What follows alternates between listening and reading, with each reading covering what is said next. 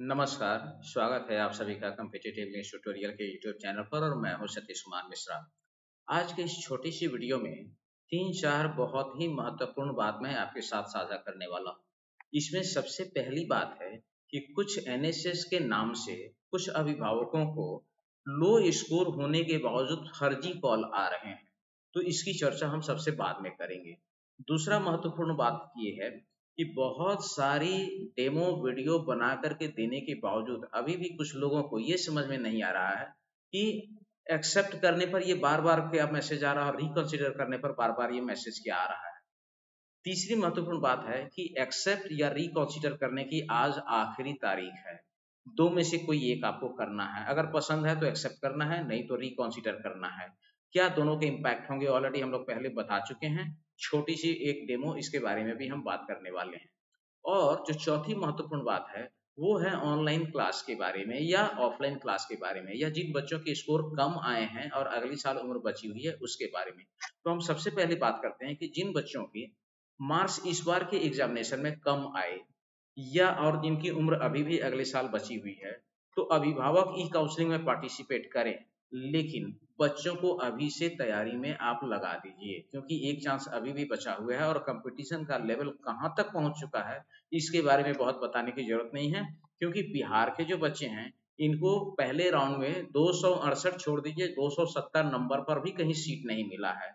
लोग पूछ रहे हैं कि सर 249 है मार्क्स मिलेगा क्या? मैं पहले अभी तो नहीं कह सकता, मैं ज्योतिषी नहीं हूँ इसके बारे में, लेकिन पहले राउंड का कितना सीट भरा और क्या खाली रहा, सेकंड राउंड की जब नोटिफिकेशन निकलेगी और उस समय हमें पता चलेगी कि किन-किन स्कूलों में किस कैटेगरी में कितनी सीट खाली है, तभी कुछ अंदाजा हो पाएगा। पर मुझे लगता है कि पिछले साल बिहार का जो अंतिम चयन हुआ था बच्चे का, वो 249 मार्क्स और छठे या सातवें वेटिंग लिस्ट में हुआ था ओबीसी कैटेगरी में और वो भी कजाकोटम में। तो होने को तो कुछ भी हो सकता है, पर इस बार तो 8 राउंड की ई काउंसलिंग ऑलरेडी पहले से शेड्यूल है।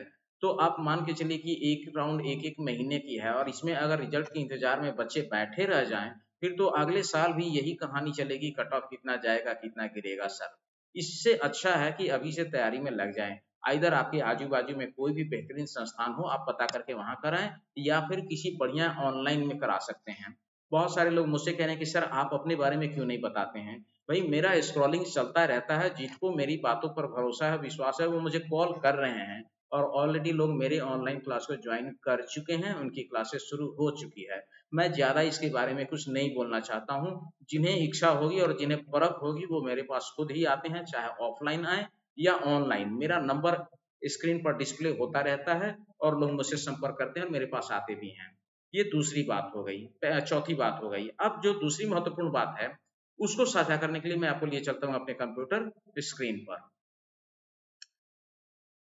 ये सबसे पहली बात क्या है कि जब आपको चॉइस देखना हो या रिजल्ट फिलिंग है तो ये वाला पहला पोर्टल होता है जहाँ एप्लीकेशन नंबर, पासवर्ड और ये कैप्चा देकर के आप साइन इन करते हैं।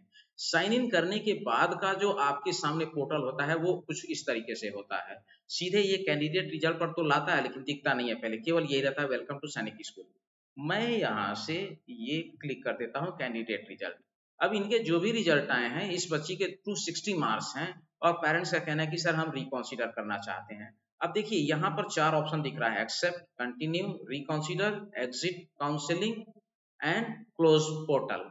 तो इसको पेरेंट्स का कहना है कि सर रिकंसीडर करना है। मैं आपको रिकंसीडर करके दिखाता हूँ कि होता क्या है। मैं रिकंसीडर जब करूँगा ना तो एक पॉपअप मैसेज आता है, you have selected reconsider option, you are not willing to accept the school allotted to you but would like to apply for schools in the next round। कहने का मतलब हुआ कि आपने रिकंसिडर ऑप्शन को स्वीकार किया है और आप इसमें जो सीट एलोकेट किया गया है वहां आप जाने के लिए तैयार नहीं हैं और आप अगले राउंड में जाना चाहते हैं। Are you sure you want to continue?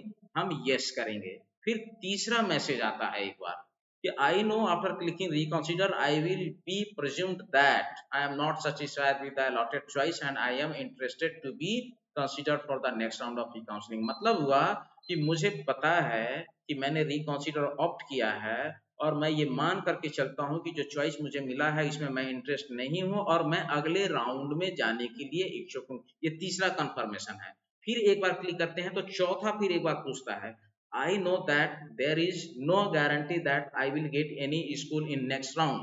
मतलब मैं इस बात से सहमत हूं कि अगले दौर में जाने पर मुझे और फिर कोई स्कूल नहीं भी मिल सकता है।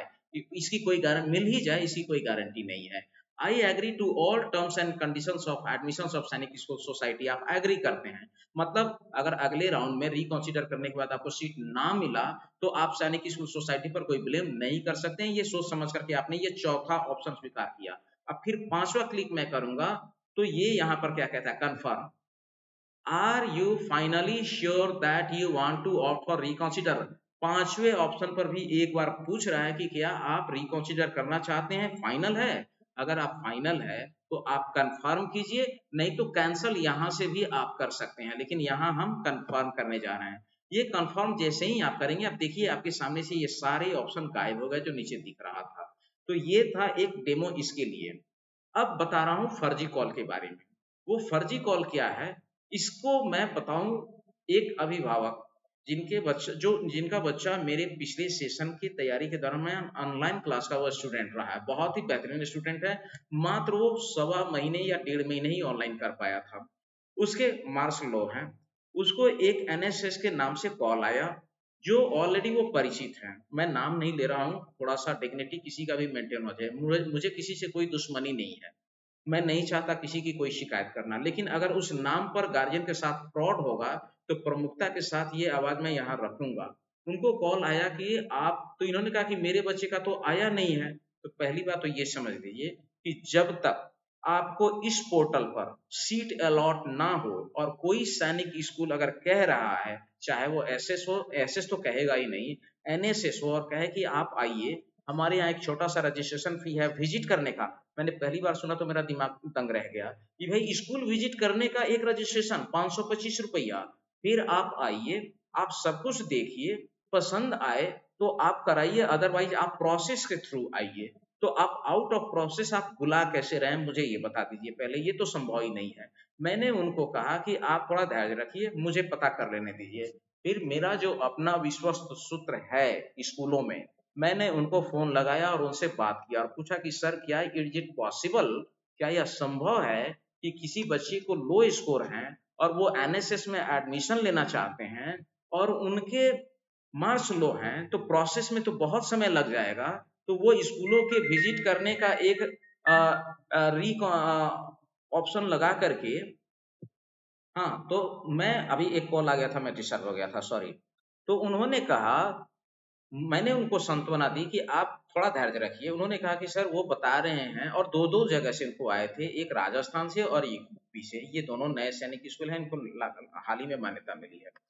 तो उनका कहना ये था कि वो कह रहे थे कि आप विजिट करने के लिए पहले रजिस्ट्रेशन करा लीजिए, बच्चे को लेकर के आइए, हम एक छोटा सा टेस्ट लेंगे और हम उसका नामांकन कर लेंगे, बाद में वो यहाँ। उन्होंने कहा कि अभी तो आया नहीं, तो नहीं, वो प्रोसेस के थ्रू तो लंबा हो जाएगा। पहली बात ये है कि ऐसा संभव ही नहीं है। जब तक एनएसएस हो या एसएस हो, इस AISSSC के पोर्टल पर जहां आप लॉगिन करते हैं, जब तक वहां आपको सीट एलोकेट नहीं हो रहा है, तब तक ना तो कोई एनएसएस एडमिशन ले सकता है, ना एसएस ले सकता है।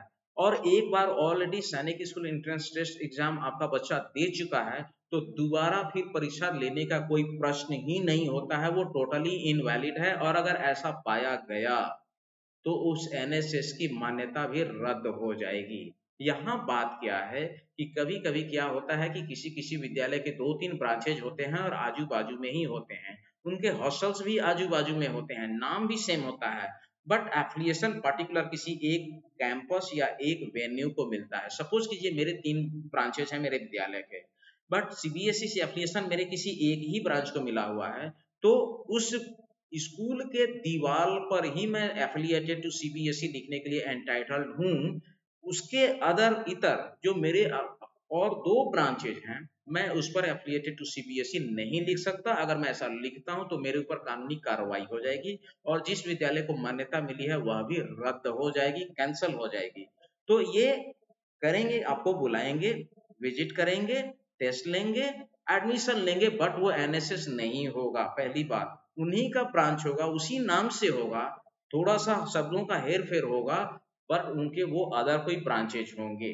पहली बात तो मेरा माथा इस बात के लिए ठनका कि गर्ल्स है तो फिर बॉयज का एडमिशन कैसे? तो नहीं, बॉयज का हॉस्टल अलग है, गर्ल्स का अलग है। मैंने कहा कंप्लीटली ये फ्रॉड है, इसके चक्कर में नहीं पड़ना है और इससे आप सावधान हो जाइए। तो मुझे लगता है कि ये सावधानी सभी अभिभावकों को बरतनी बहुत ही जरूरी है। तो अभी के लिए इतना ही, मिलता हूँ फिर, और बहुत सारे डिटेल्स हैं, समय मेरे पास भी अभाव रहता है। अपने विद्यालय को ऑफलाइन भी देखना है और ऑनलाइन क्लासेस भी हमारी शुरू हो चुकी है। तो जिन्हें आना होगा, मेरा नंबर स्क्रॉल करता रहता है, वो मुझसे बात कर सकते हैं। मैं अपना प्रचार प्रसार कभी करने में विश्वास नहीं किया, मैं काम करने में यकीन करने वाला आदमी हूँ, परिणाम खुद ही बोलता है। अभी के लिए इतना ही, धन्यवाद।